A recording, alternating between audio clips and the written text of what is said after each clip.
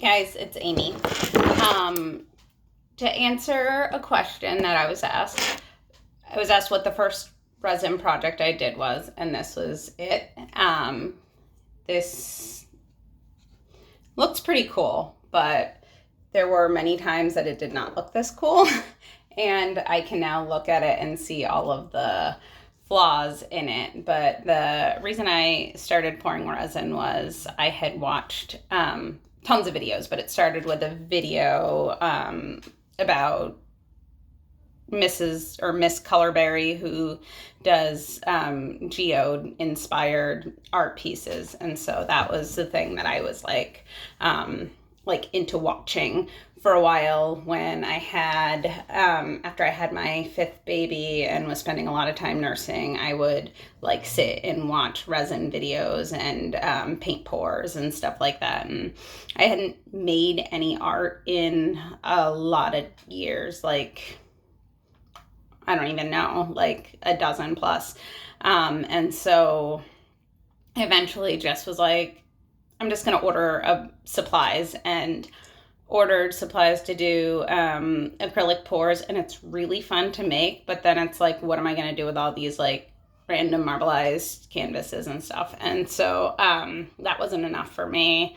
And so then I decided I was going to do resin. And so I ordered stuff and decided I was just gonna do it. And I watched a bunch of videos, and I can see on the back of it like where I didn't sand it very well, and on the inside of it, I don't even know how to get this to the camera to be able to see, but the edges, you can see like where a lot of the layers are.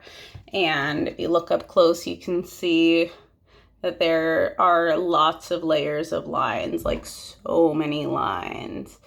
And it's done roughly. And it took a lot of time and a lot of supplies. And so what I'd like to do is take videos of myself doing different projects, like little basic ones.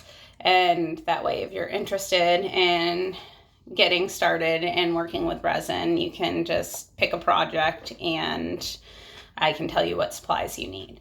Because I can tell you starting out, there's just, the list is endless of stuff that you can put in resin, or that you can like convince yourself that you need. And then like, I don't use a lot of the stuff that I have. And like the glass here is called fire glass, and it took me like a very long time to figure out that's what it was called. You can buy it for like $20 for a 10-pound bag, or you can pay an astronomical amount for like a couple ounces of it. And if you buy clear, you can actually use alcohol inks to color it yourself, to save yourself money, because a lot of times you don't want 10 pounds of 10 different colors of fire glass. You just want a little bit for a piece. So I'm going to give you different tips like that for different projects. I'm going to go ahead and end here, but that was to answer what my first project was, and it was a Geode inspired art piece.